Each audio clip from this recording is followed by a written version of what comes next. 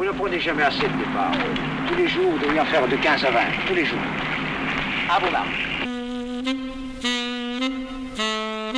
Prêt.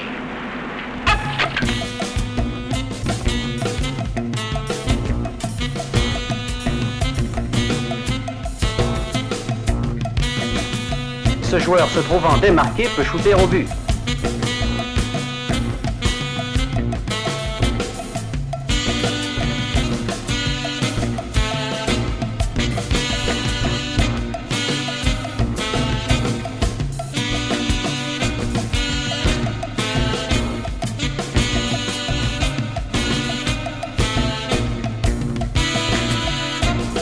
Pars et garde ton rythme.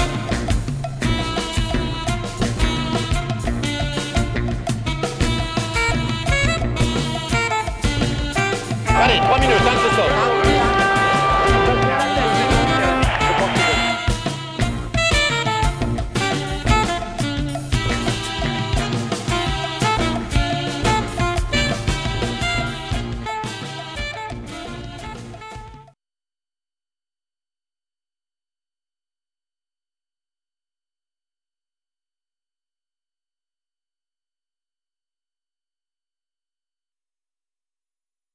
Gérard Quintin, je suis né le 2 janvier 1947, c'est-à-dire que j'ai actuellement 57 ans.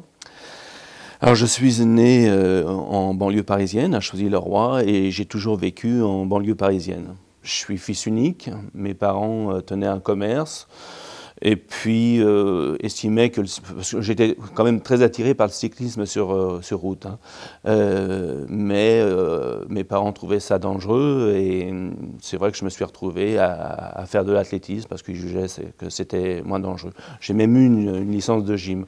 J'avais de très bons copains qui faisaient des courses sur route. Bon, et j'allais les voir. Je mourais d'envie de faire comme eux.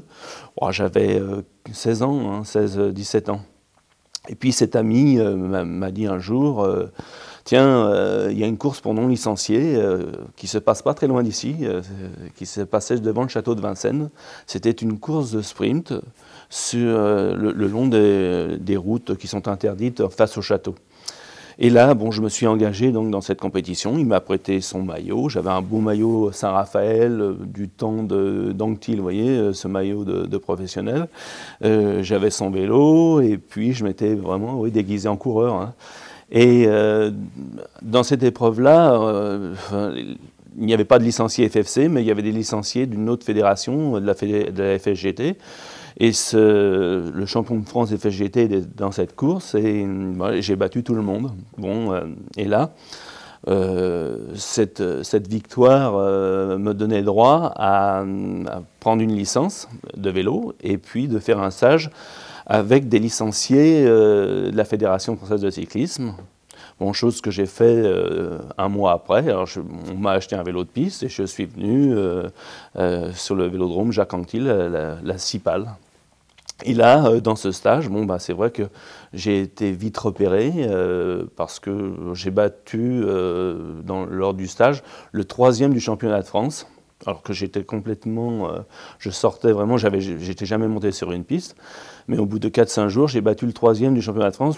Chose qui était quand même assez importante parce qu'il y avait déjà Quentin Morellon, hein. Alors le 3e, il était quand même déjà coté. Et puis, après, ça s'est très vite enchaîné. Bon, j'avais 18 ans. Je suis parti au Krebs. Là, j'étais au Krebs de Boulouris. Je faisais une maîtrise. Une fois que j'ai eu cette maîtrise, je suis parti au bataillon de Joinville. Là, c'est vrai que je me suis révélé tout de suite, je suis devenu international. Bon, et la première compétition, c'était en 1969. J'ai fait quart de finaliste des championnats du monde. Et puis là, j'ai été pris dans le giron de Toto Gérardin, grand entraîneur. L'année d'avant, j'avais battu en 68, l'année des Jeux Olympiques, j'avais même battu Pierre Trentin au championnat de France. Et je m'étais retrouvé en finale avec Daniel Morellon. Bon, c'était avant les Jeux Olympiques. Pierre Trentin est devenu champion olympique quelques semaines après, ou quelques mois après. Moi, je ne suis pas parti parce que j'étais trop novice, j'avais jamais fait une course internationale. Et Gérardin, bon, sûrement à juste titre, ne m'a pas pris. Il avait pris que Trentin et Morellon. Bon, l'histoire lui a donné raison, puisqu'ils sont devenus champions olympiques de vitesse, champions olympiques du kilomètre et champions olympiques de tandem. Alors, c'est 100% de réussite. C'est vrai que le tandem Trentin-Morellon était un peu des aspirateurs. Et j'ai réussi à faire 3e du championnat du monde, 2 fois 3e de championnat du monde et 1 fois 4. Bon, je pense parce que à cette époque-là, on n'appelait pas ça pôle, hein, mais Gérardin nous rassemblait à partir du mois de mai jusqu'au mois de septembre à la Cipale, et tous les matins on se rassemblait, et c'était les meilleurs Français, et même les meilleurs mondiaux, puisque Trentin et Morellon étaient meilleurs mondiaux, et les jeunes qui arrivaient et un peu doués, on était aspirés par ces gens-là. Alors c'est vrai que je dois une fière chandelle à Morellon, hein, et puis à Trentin, parce que je pense que si eux n'avaient pas été là, j'aurais jamais fait 2e ou 3e d'un championnat du monde, et puis ma carrière se serait sûrement arrêtée très vite.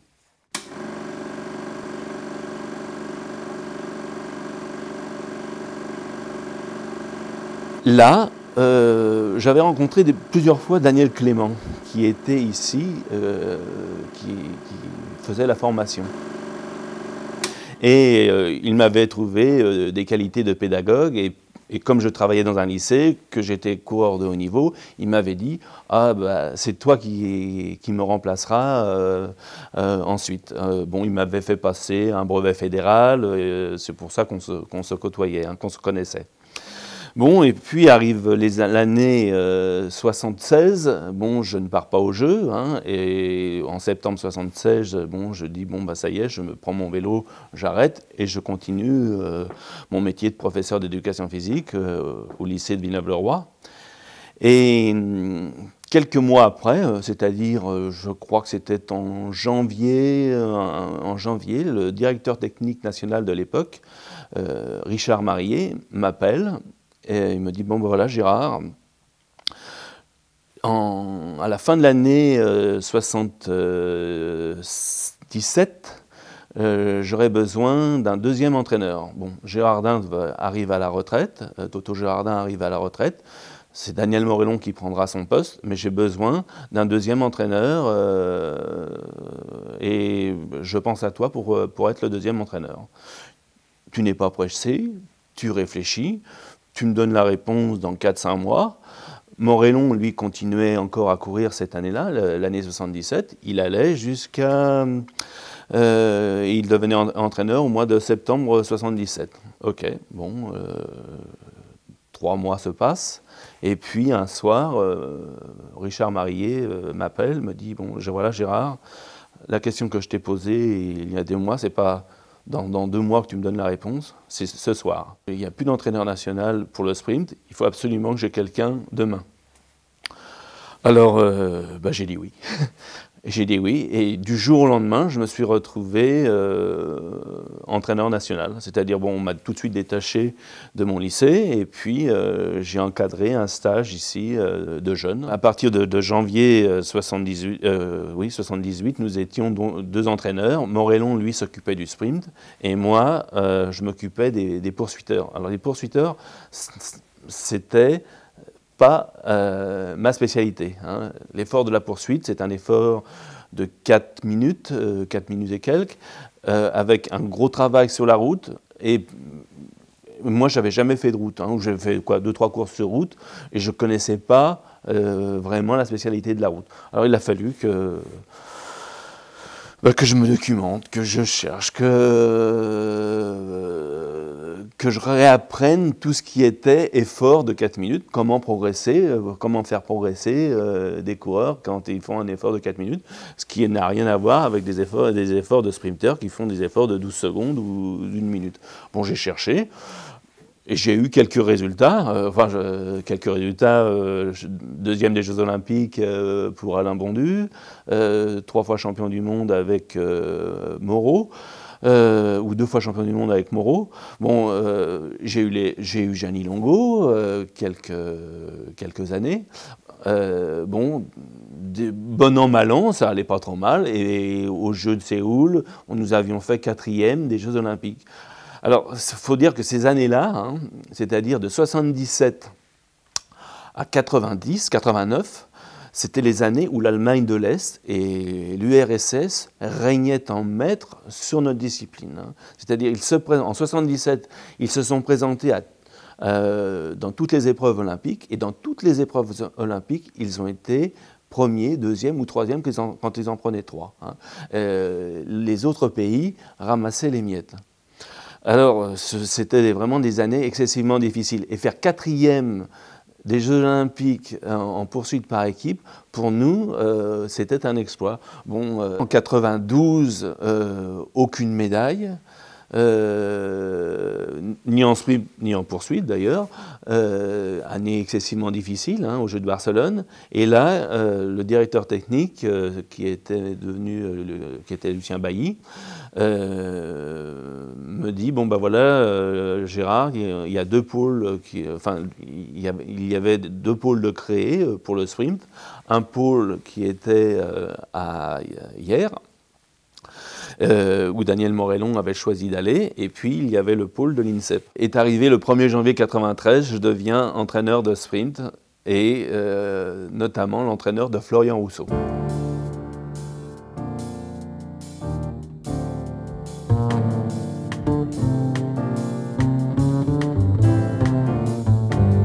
Alors, Florian Rousseau, il était considéré comme une pierre précieuse, hein, c'est-à-dire un bloc. Hein. Il fallait le façonner de façon qu'il devienne le champion qu'il est devenu.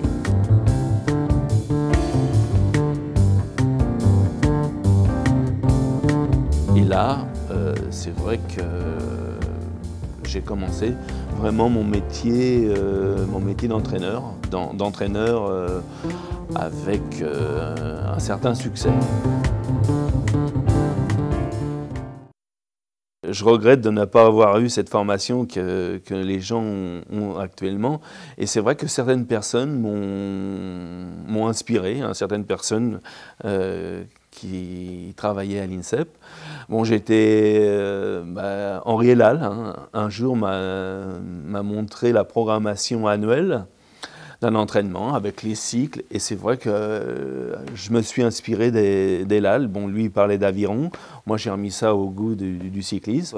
Une autre personne, bon, parce que nous avons une discipline qui est à peu près identique, Fernand Hurtebise, hein, qui lui est spécialiste du 400, enfin spécialiste, et c'est vrai qu'en parlant ensemble, on a retrouvé énormément de points communs. D'ailleurs, ma discipline, le sprint et le kilomètre, ça ressemble énormément à l'entraînement de l'athlétisme. Et je suis de très près ce que peuvent faire les athlètes. Hein. Ils ont été en avance sur nous en musculation.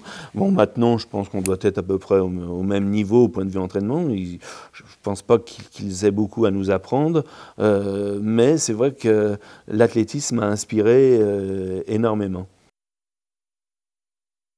Avec Gérardin, il ne fallait pas arriver 5 minutes en retard, sinon vous repartez et puis vous n'entraînez pas ce jour-là. Chose que je continue à faire. Hein. Tous mes entraînements commencent à l'heure et sont relativement rigides. Bon, de Gérardin, oui, j'ai pris cet aspect-là. Gérardin, il nous donnait rendez-vous au mois de mai, au 1er mai à la Cipale. Et puis, alors fallait arriver, disons, dans une forme acceptable. Il n'avait pas la chance peut-être aussi d'avoir un vélodrome couvert à l'INSEP. Et c'est vrai que ça change beaucoup de choses. Hein. Nous avons un vélodrome couvert à l'INSEP et on peut travailler toute l'année.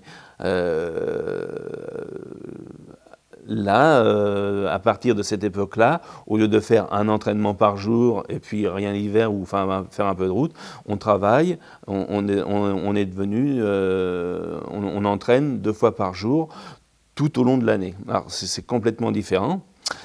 Et je me suis inspiré quand même de quelques méthodes parce que je pense qu'un bon entraîneur doit observer d'abord ce qui se passe ailleurs. Hein.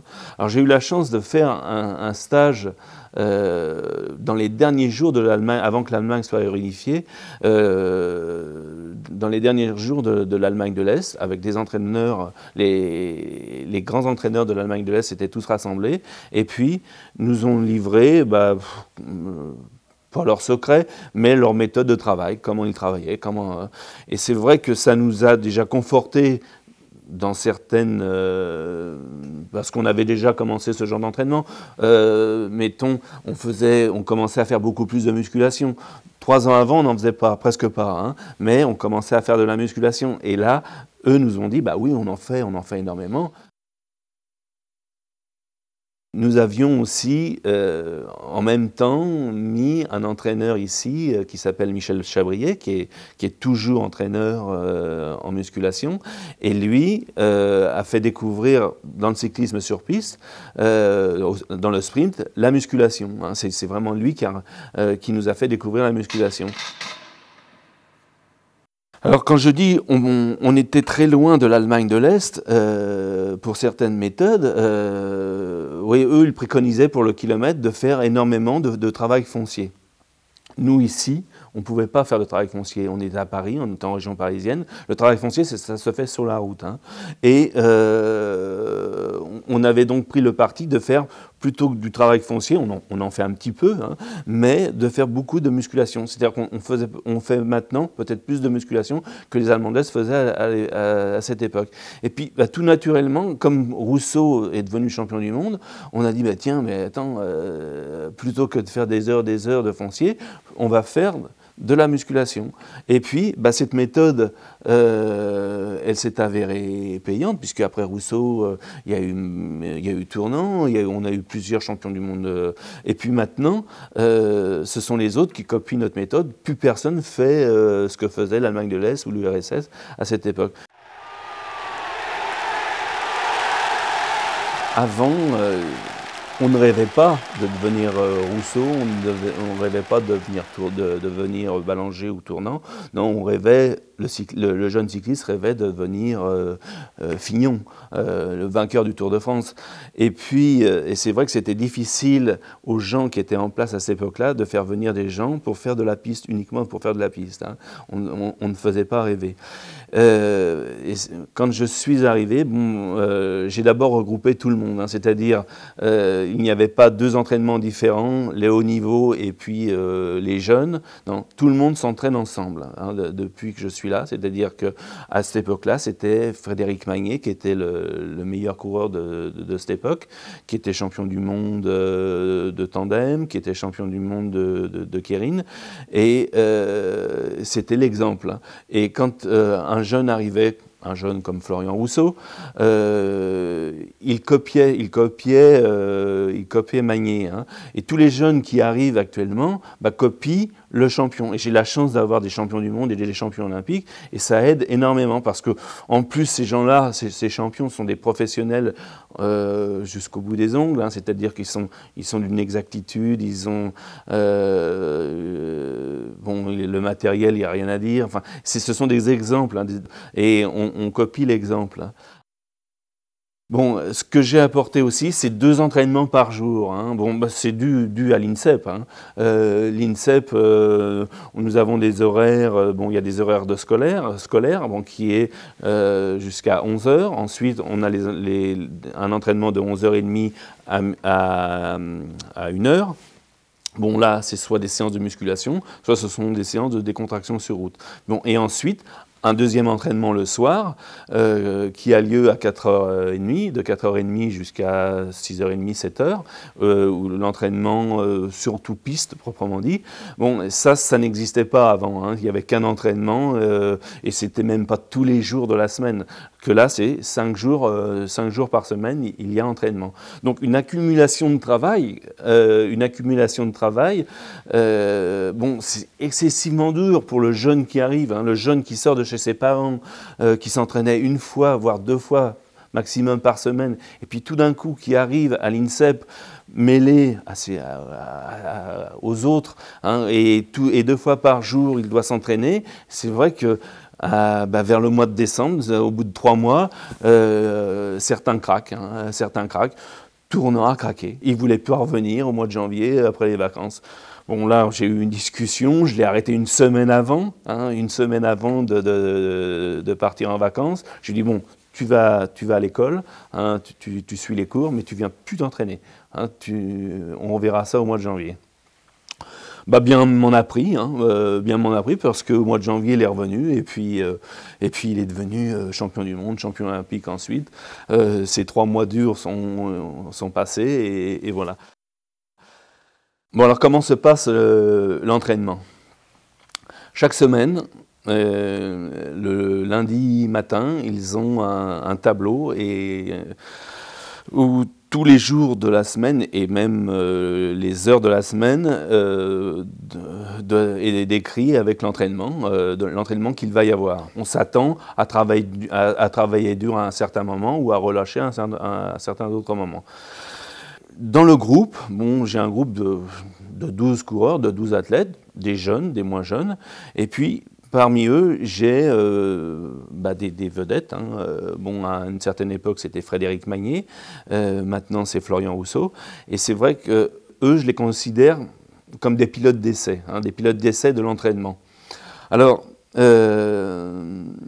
il nous arrive, hein, il m'arrivait avec Magnier, il m'arrive maintenant avec Rousseau, de parler de l'entraînement et puis de modifier certaines petites choses que lui ressent, hein, parce qu'il est acteur, hein, il subit mon entraînement, mais en me disant, tiens Gérard, faudrait peut-être qu'on bouge ça, qu'on fasse...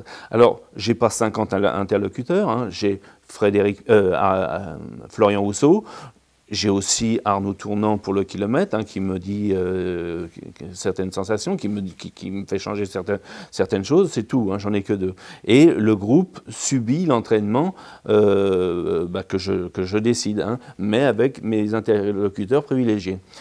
Alors, comment aussi je fonctionne, hein, pendant 5 mois de l'année, nous faisons le même entraînement sur les mêmes thèmes, hein, sur le même thème d'entraînement, c'est-à-dire on a des cycles. J'ai des cycles de force explosive, j'ai des cycles de force résistance, etc. Hein. Et puis arrive le mois de mai, c'est-à-dire l'époque des compétitions ou des pré-compétitions. Et là, d'un entraînement de groupe, ça devient un entraînement individualisé, avec des répétitions, avec des braquets, des développements différents, de façon que chaque coureur ait un entraînement très personnel. 3, 2, 1. Allez. 19-25. Non, c'est ça. 19. 18,95.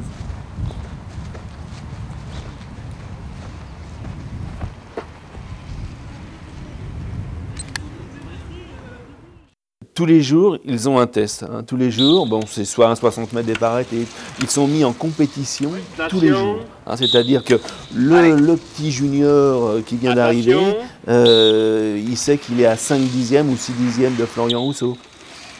Florian Rousseau, lui, fait attention que Tournant ne fasse pas mieux que lui. Mais tous les jours, il y a une petite compétition sur des distances, des braquets qui n'ont rien à voir vraiment avec la compétition, mais ils ne peuvent pas se permettre de se relâcher. C'est un contrôle continu.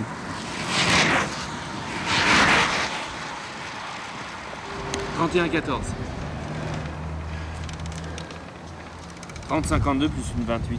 Ils ont l'habitude de regarder le temps qu'ils font et puis de regarder, d'aller voir aussi tout de suite sur mon cahier le temps que le collègue qui a le même âge que lui a fait. Et après l'entraînement, quand je reviens vers 20h le soir, hop, je regarde à telle époque. Je mets la température, parce que la température est excessivement importante dans ma discipline. Hein, quand il fait 14 degrés dans le vélodrome, c'est pas pareil lorsqu'il fait 24. Les performances sont beaucoup plus dures. Alors si au mois de février, il faisait 14 degrés avec 75% d'hygrométrie, je regarde si c'était comparable et si un tel à la même époque faisait le même temps. Alors un autre élément qui rentre, qui est excessivement important, que je trouve qu'on négligeait peut-être il y a quelques années, c'est le poids. Alors il y a le poids bien sûr dans le matériel, hein, où on doit avoir des vélos le plus léger possible. Bon, d'abord le plus rigide possible et ensuite le plus léger possible. Alors là, nous avons des ingénieurs qui travaillent et on travaille en collaboration avec ces ingénieurs, mais il y a aussi le poids de l'athlète. Hein. Il ne suffit pas de gagner 800 grammes ou 500 grammes sur un vélo et que le gars ait 5 kilos de trop. Hein.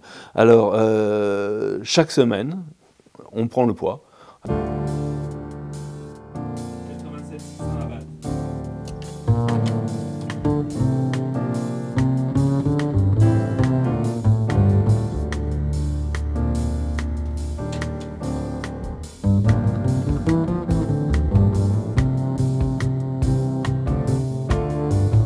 Quand le poids est trop important, ils ont un entraînement qui est différent, puis ça ne les enchante pas, ils vont faire beaucoup plus de route.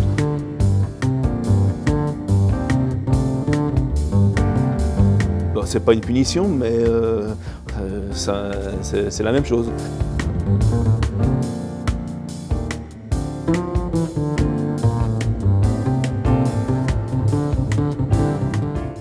Un autre aspect de l'entraîneur, c'est de connaître son athlète par cœur. Je veux dire par cœur, c'est-à-dire, je le vois moi à l'entraînement, dans ses réactions à l'entraînement, dans ses réactions en compétition, mais aussi, je crois j'ai besoin de savoir de ce qui se passe en dehors de moi. Hein. Ils me disent, je pense tout, et ça reste entre nous, on en discute.